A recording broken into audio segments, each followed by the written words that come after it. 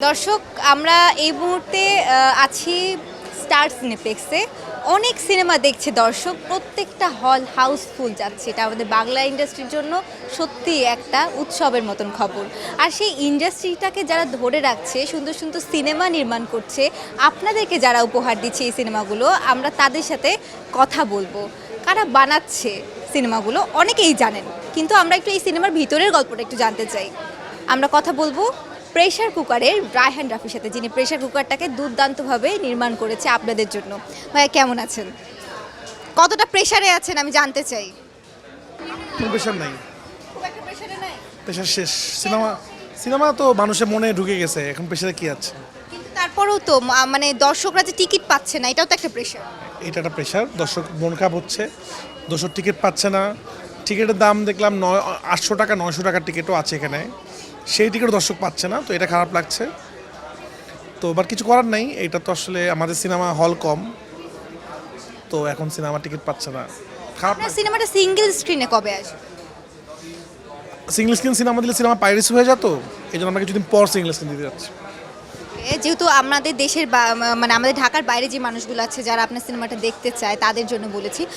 এর পাশাপাশি আমরা দেখছি যে প্রেশার কুকার দেখে বের হওয়ার পরে দর্শকরা খুব এক্সাইটেড হয়ে বলছেন, না আসলেও নারীদের নিয়ে এরকম একটা গল্প হওয়া উচিত। এই কনসেপ্টটা কিভাবে আসলো মাথায়?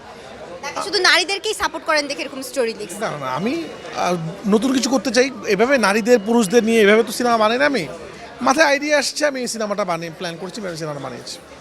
সবার কিন্তু একটা অ্যাট্রাকশন ছিল আপনার পোস্টারে, যে বাচ্চা ছেলেটা দাঁড়িয়ে ছিল। সবাই না মানে আমি যখন সিনেমা দেখতে ঢুকে তখন বলে যে আমরা এটা দেখতে চাই, যে আসলে ওটার স্টোরিটা কি।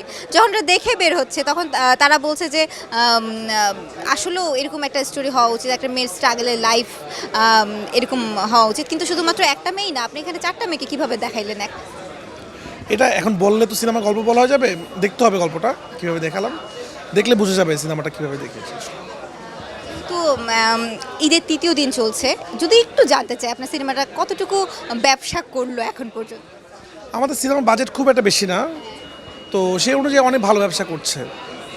তো অলরেডি 3 নম্বর দিনের 4 নম্বর দিনের টিকিট নাই, তো খুব ভালো দিকে যাচ্ছে সিনেমা, অলরেডি হিটের পথে সিনেমা ভালো। যারা এখনো সিনেমাটা দেখে নাই, যারা ঢাকাতেই আছে, তাদের উদ্দেশ্যে কি বলতে?